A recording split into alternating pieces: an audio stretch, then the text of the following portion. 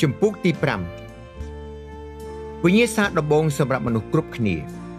នៅពេលខ្ញុំបានចាប់ផ្ដើមពេញវ័យចេះមានស្នេហាប្រពន្ធរបស់ខ្ញុំចរិយាជានារីដំបងដែលខ្ញុំសារភាពថាស្រឡាញ់តែពេលនោះគាត់មិនបានជឿព្រះយេស៊ូវទេយើងគ្រប់គ្នាក៏ដឹងដែរថាព្រះមិនចង់ឲ្យកូនទ្រង់រៀបការជាមួយអ្នកមិនជឿដាច់ខាតកុំឲ្យទឹមនឹមស្រៀកជាមួយនឹងមនុស្សមិនជឿឡើយ2ករិនថូសជំពូក26ខ14នៅពេលយើងស្រឡាញ់គ្នាខ្ញុំបានបញ្ចុះបញ្ចូលឲ្យគាត់ជឿព្រះដែរតែគាត់មិនព្រមជឿទេហើយយើងបាននិយាយគ្នាថាបែកគ្នាជាង10លើកតាមខ្ញុំចាំគឺដោយសារគាត់មិនព្រមជឿព្រះពេលយើងនិយាយគ្នាពីព្រះយេស៊ូវនោះយើងនឹងឆ្លោះគ្នាភ្លាមពីព្រោះគាត់មិនជឿថាមានព្រះទេហើយខ្ញុំតែងនិយាយប្រាប់គាត់ថា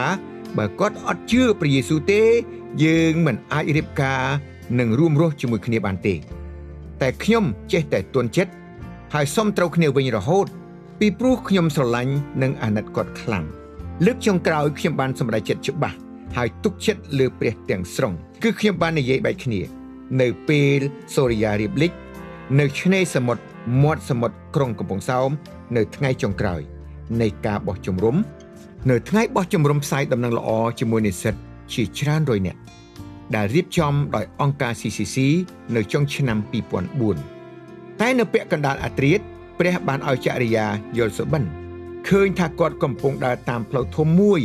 ជាមួយមនុស្សជាច្រើនបន្តិចក្រោយមកក៏អស់ផ្លូវដើរតែពេលគាត់ដើរជិតផុតផ្លូវហើយហៀបតែនឹងធ្លាក់ចូលក្នុងជង្ហុកធំដែលមានភ្លើងឆេះសន្ធូរសន្ធៅទៅហើយស្រាប់តែគាត់ឃើញដៃមនុស្សពាក់អាវសមកទាញគាត់មិនឲ្យធ្លាក់គាត់មិនបានឃើញមុខម្នាក់នោះជានរណាទេគាត់ឃើញតែដៃប៉ុណ្ណោះពេលនោះគាត់ភ្ញាក់ឡើងទាំងភ័យញ័រគាត់បានប្រាប់ដល់អ្នកគេងជាមួយគាត់ថាព្រះយេស៊ូវបានឲ្យឃើញអភូតហេតុដ៏អស្ចារ្យនេះគាត់ព្រមជឿព្រះយេស៊ូវ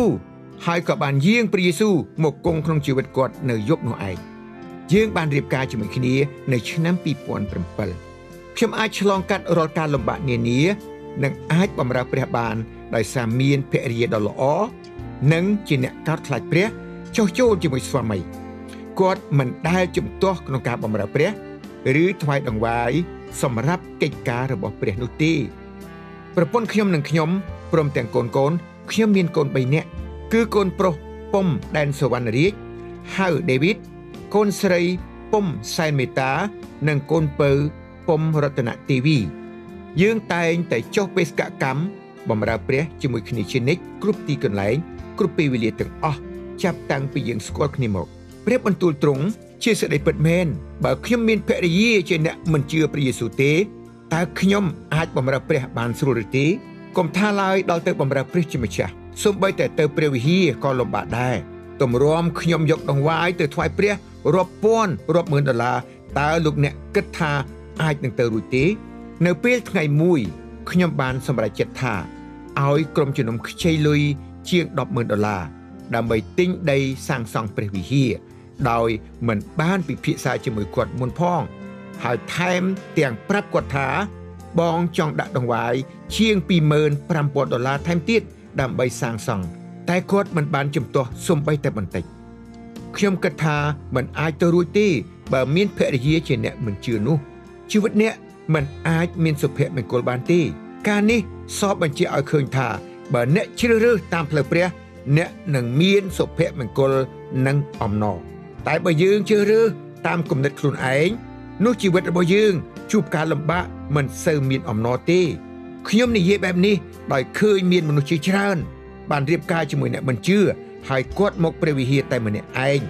ហើយគាត់តែងតែថ្លែងប្រាប់ខ្ញុំពីសេចក្តីទុក្ខព្រួយខ្វះអំណរ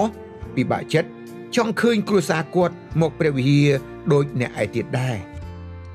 ខ្ញុំព្រមទាំងគ្រួសារបម្រើព្រះយេស៊ូវអស់មួយជីវិត